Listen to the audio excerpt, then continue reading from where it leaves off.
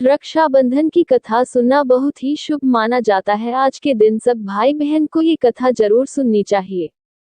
रक्षाबंधन क्यों मनाते हैं, जाने कथा। सबसे पहले किसने बांधी थी राखी। रक्षाबंधन का त्योहार बड़े ही प्रेम से हम सब भाई बहन हर साल मनाते हैं। लेकिन क्या आप जानते हैं सबसे पहले राखी किसने बांधी थी। रक्षाबंधन को लेकर क्या है पौराणिक मान्यताएं, क्या है रक्षाबंधन का इतिहास। इस संबंध में कई पौराणिक मान्यताएं प्रचलित हैं। आइए इस बारे में जानते हैं विस्तार से।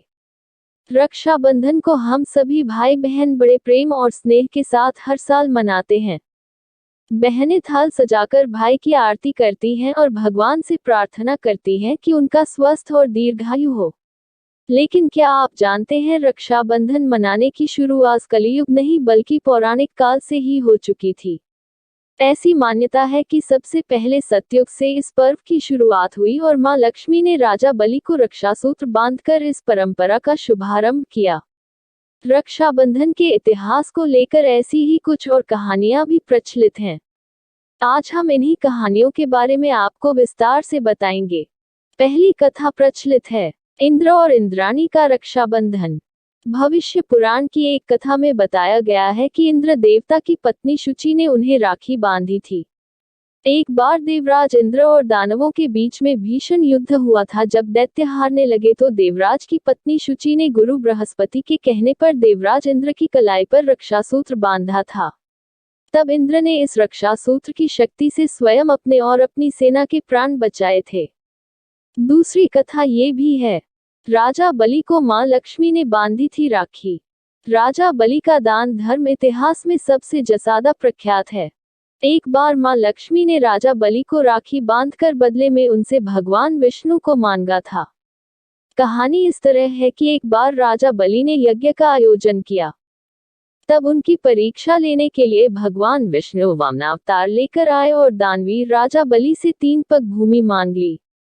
बलि ने हाँ कह दिया तो वामनावतार ने 2 पग में ही सारी धरती और आकाश नाप लिया। राजा बलि समझ गए कि भगवान विष्णु स्वयं उनकी परीक्षा ले रहे हैं। तीसरा पग रखने के लिए उन्होंने भगवान के सामने अपना सिर आगे कर दिया।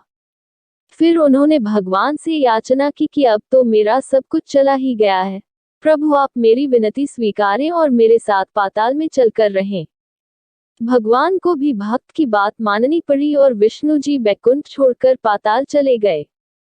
जब देवी लक्ष्मी को ये पता चला तो वह गरीब महिला का रूप धरकर बलि के पास पहुंची और राजा बलि को राखी बांध दी। बलि ने कहा कि मेरे पास तो आपको देने के लिए कुछ भी नहीं है।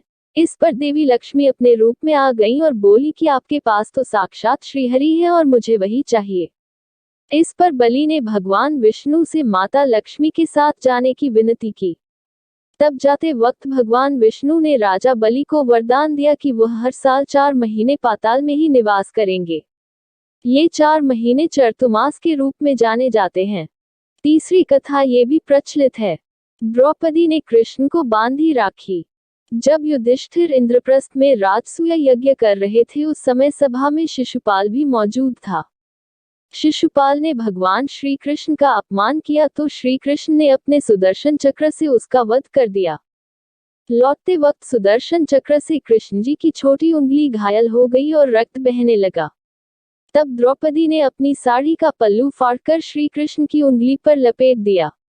तब श्री कृष्ण ने द्रौपदी को वचन दिया कि वह इस रक्षा सूत्र का वचन निभाएंगे। इसके बाद जब कौरवों ने द्रौपदी का चीरहरण किया तो श्री कृष्ण ने चीर बढ़ाकर द्रौपदी की लाज रखी। मान्यता है कि जिस दिन द्रौपदी ने श्री कृष्ण की उंगली पर साड़ी का पल्लू बांधा था वह श्रावण पूर्णिमा ही थी। चौथी कथा हमारी ये है, कलियुग में हुमायूं और कर्णावती ने रक्षाबंधन को बनाया लोकप्रिय। मध्यकालीन भारत में ये पर्व समाज के हर हिस्से में मनाया जाने लगा। इसका श्रेय जाता है रानी कर्णावती को।